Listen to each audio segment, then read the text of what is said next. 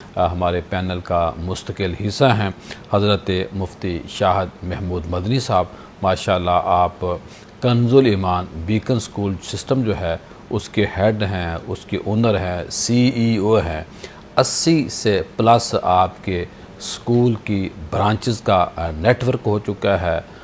غریب اور مستحق لوگوں کے وہاں کام بھی آتے ہیں، اور مدارس کا نظام الگ ہے، مساجد کا نیٹ ورک الگ ہے، ایمبولینس سروس بھی ماشاءاللہ چلا رہے ہیں۔ گفتگو بڑی پیاری کرتے ہیں اور بہت وسیع مطالعہ کا مالک ہیں، ماشاءاللہ آپ مالک ہیں۔ اور پھر خطبہ جمعہ بھی سبزہ زار کے اندر پڑھاتے ہیں۔ جی مفتی شاہد محمود مدنی صاحب، کیا فرمائیں گے آج کے موضوع کے حوالے سے؟ حضرت میمونہ بن حارث کا جو ابتدائی تعارف ہے اس پہ روشنی ڈالیں۔ بسم اللہ الرحمن الرحیم۔ نبی علیہ السلام کی ازواج مطہرات جو ہیں وہ ہماری مائیں ہیں، اور ہمیشہ کے لیے مومنین کی ماؤں کا درجہ ہے ان کا۔ پھر سب حضرت میمونہ بنت حارث رضی اللہ تعالی عنہ جو ہیں، یہ خاندانی اعتبار سے بڑے وجاہت کی حاملہ تھیں، اور آپ کا خاندان جو ہے وہ نبی علیہ السلام کے خاندان سے آپ کے 18ویں دادا جو تھے حضرت مدر رضی اللہ عنہما، تو ان سے آپ کا خاندان ملتا ہے۔ حضرت میمونہ رضی اللہ تعالی عنہ کا جیسے آپ نے انٹرو میں تذکرہ کیا، آپ کی والدہ اور آپ کے والد دونوں ہی جو ہیں وہ سخی مزاج تھے، اور آپ کے خاندان کا یہ ترا ہے کہ آپ کی والدہ سسرالی رشتوں کے اعتبار سے اتنی عزت کی مالکہ ہیں کہ وہ ایک وقت میں ان کے داماد نبی علیہ السلام بھی ہیں، حضرت ابوبکر صدیق بھی ہیں، حضرت عباس بھی ہیں، حضرت علی بھی ہیں، حضرت جعفر رضی اللہ عنہما بھی ہیں، سبحان اللہ، حضرت عثمان غنی بھی ہیں۔ یہ آپ ذرا غور کریں، وہ ماں کیسی ماں ہے کہ جس کے ایسی شانوں والے داماد ہیں۔ سبحان اللہ۔ تو حضرت میمونہ بنت حارث رضی اللہ تعالی عنہ جو ہیں، ان کا اولین نکاح جو ہے وہ پہلا نکاح ہوا تھا، اس کے بعد پھر وہ فوت ہوئے تو اس کے بعد دوسرا نکاح ہوا، اور جب دوسرے شوہر آپ کے فوت ہوئے تو اس وقت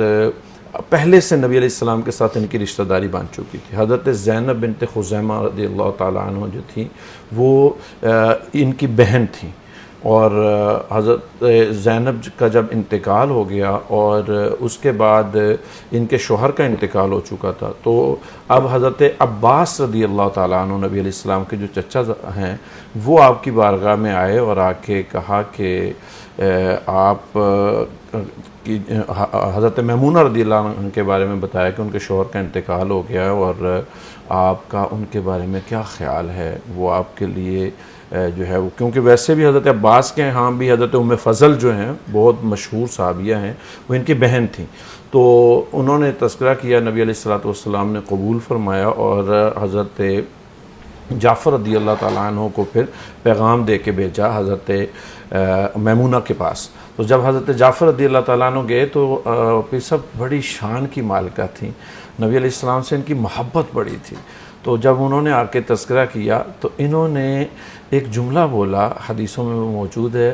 وہ اس وقت اونٹنی پہ سوار تھی، تو کہنے لگی البعیر وما علیہ للہ ولرسولہ، کہ یہ اونٹنی اور اس اونٹنی پہ جو ہے یہ سب اللہ اور اس کے رسول کی ہیں۔ سبحان اللہ۔ اور ان کے یہ ایک محبت کا جملہ ہے، قرآن حکیم پارہ نمبر 22 سورہ احزاب آیہ نمبر 50 میں اللہ تعالیٰ فرماتا ہے وَامْرَأَةً مُؤْمِنَةً إِنْ وَهَبَتْ نَفْسَهَا لِلنَّبِيِّ ان اراد النبی ان یستنکحها خالصۃ لک من دون المؤمنین۔ کیا پیارے، وہ مومنہ عورت جو اپنے آپ کو آپ کی بارگاہ میں پیش کر رہی ہیں، ہبہ کر رہی ہیں، اے پیارے اگر آپ ان سے نکاح پسند فرمائیں، سبحان اللہ، یعنی ان کا نکاح اللہ تعالیٰ نے آیت کریمہ نازل کر کے کروایا ہے۔ اور پھر آپ صلی اللہ علیہ وسلم کو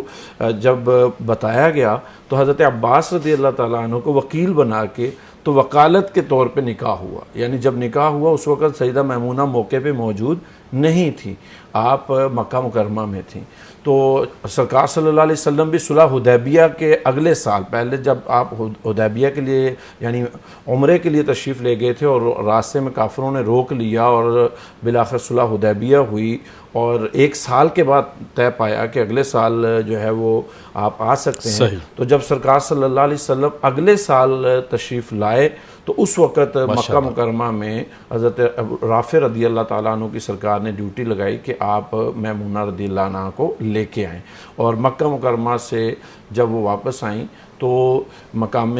عرس اور نواریہ کا یہ علاقہ، اس وقت یہ نواریہ کا علاقہ ہے، وہاں جہاں ان کا مزار مبارک ہے، وہیں پہ ایک درخت کے نیچے جو ہے وہ آپ کی جو ہے وہ ملاقات ہوتی ہے، اور اس طرح آپ نبی علیہ السلام کی زوجیت میں آتی ہیں۔ اللہ آپ صلی اللہ تعالیٰ علیہ وسلم ان سے بہت پیار کرتے تھے اور یہ نبی علیہ السلام سے